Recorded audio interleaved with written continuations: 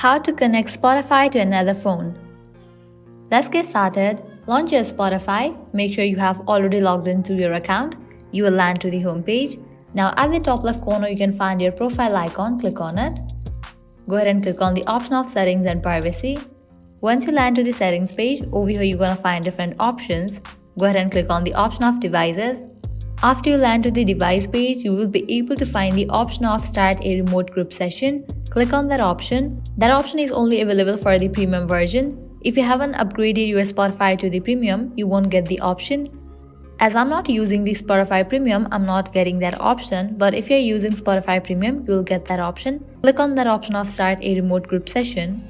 With that, the group session will be created and you will get the option of copy link. Likewise, different app options. You can go ahead and select the option where you want to share your Spotify, or you can copy the link and send it.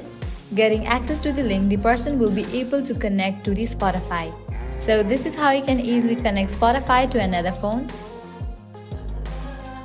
At the end, if you guys find this video helpful, don't forget to like, share and subscribe. Thank you.